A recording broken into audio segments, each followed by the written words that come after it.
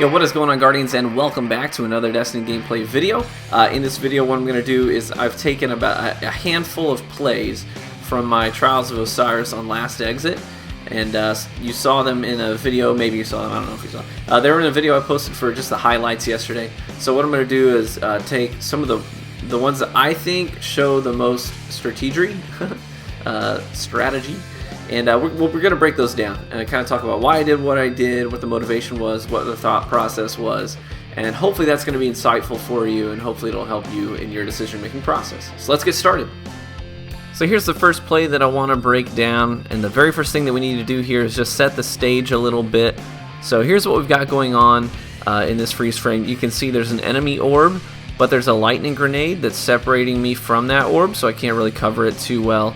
I also have a lightning grenade. You can see is that it's splitting me off from my only remaining teammate, as the radar shows positioning of my teammate and the only other two opponents left on the playing field. So one is clearly inside to my right, and one is clearly outside with the mana gator. So I'm in a horrible position. I want to get forward, so I throw that grenade to give me some space to get out. And right at that moment, my last remaining teammate goes down. So I do not want to be caught down the stairs. It's a horrible position to defend. So I have to push forward. So I bum rush forward. I get my one pick, and I've punched a hole so that I can get outside. Now I've got all this space behind me to work with and some cover to work with. The last guy pushes out for the revive. I know he's going to get it, absolutely. So I keep backpedaling.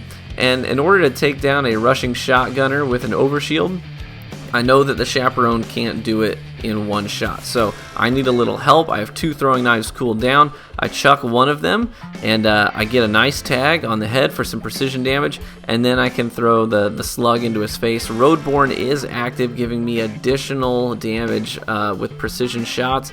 So now Roadborne's still active, so I know that I need to push this last guy.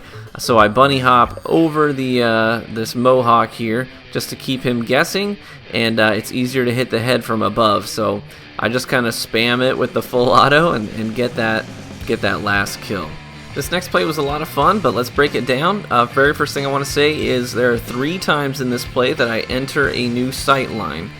And every time I enter into a new sight line, I'm going to use my vertical space because I want to avoid taking damage if possible. So I don't just want to walk out at head level. I definitely want to use my vertical space to confuse the enemy as they are looking into those sight lines. So this very first sight line I've come into, I jump because I want to get a good line of sight myself. So sliding and looking up is kind of tough to place your grenade. So I jump so that I can toss the grenade accurately.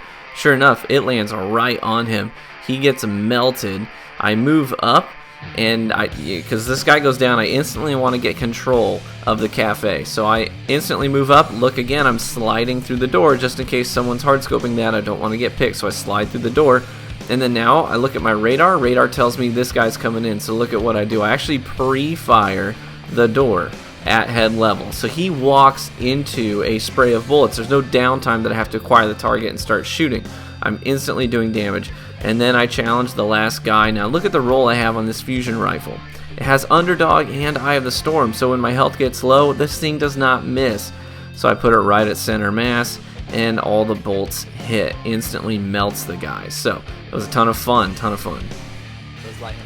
Oh, you did not. On a head glitch even, hit all those bolts. What kind of fusion are you using? This next play was a blast, and then these guys were shotgun warriors. So very recklessly bum rushing with shotguns can be tough to play against in this current meta.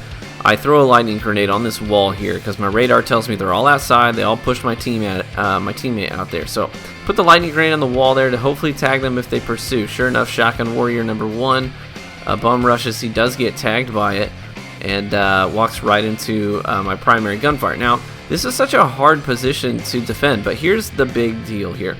I get tagged a little bit by Clever Dragon, so I kind of jump to avoid taking additional damage from it, and I break line of sight. So when I break line of sight, that gives them the sort of all clear, so they feel safe when I break line of sight because they don't see me. So he moves up on the revive. I anticipate that. I slide forward and use the Plan C perk to instantly gun the guy down. Now, the guy that got revived now has an overshield and a matador. He's bum rushing me. Now through this glass, I can easily place him. So I I just use the glass to switch to my plan C and mop him up as he comes around the corner.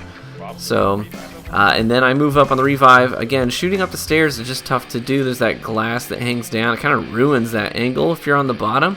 So I just backpedal and kind of bait them into pursuing. Now, at this point, I'm repositioning because I think that the last guy is going to play the revive at the bottom of the stairs, like they have been doing. They've been playing revives. I'm a little bit surprised that he chooses to bum rush with a shotgun, but I am tagged up a little bit. He may have just been responding to a call out that said that I was hurt. Now, here's how I win this engagement against the Jug Shotty. Jug Matador's pursuing. Notice I sidestep into that Mohawk. And that's very intentional because I'm breaking line of sight. When you break line of sight, he is now playing a guessing game. See, look, he turned to look down at the box as I'm jumping up to the right. Makes it an easy kill for me because he has to reposition, and I can just easily spray the fusion rifle and get a melee in. So that's how I played that engagement. That's how it worked out in my favor. Now here's the last play that I want to break down. Here's what happens. I know we've got a teammate down in Cafe, so I want to be able to work with this door. Now, in order to do that, I want to zone it off. So I throw the lightning grenade in. Maybe it'll tag this guy, maybe not. At least it'll give me some space to work with this door. Now, sure enough, it does tag him. It's not in his line of sight. He's not sure where the damage cone is, so he's going to push forward to try and get away from the wall behind him. And the only place he can run to is straight into my no land. So I just have to get a quick body shot in order to drop him. Now, my radar shows me that the other two guys, I'm now last man standing, the other two guys are on my left. Now, I'm assuming they're going to wait for this lightning grenade to go away, or they're going to shoot it down. So I'm just going to play the waiting game because I'm thinking they're going to use the side of the door to get this revive without exposing themselves. So I wait for that grenade to go away, and I instantly time it. So as soon as that grenade goes away, I'm throwing my second one because they don't know I have armamentarium on, or they're not counting for it. And so it makes it so that when he slides in for it, man, he just has nothing he can do. He gets tagged from both in front and behind by the grenade and the no land, and there's nothing he can do about it. Now the other guy jumps across. I'm assuming he may have gotten tagged by lightning grenade, but I'm not sure.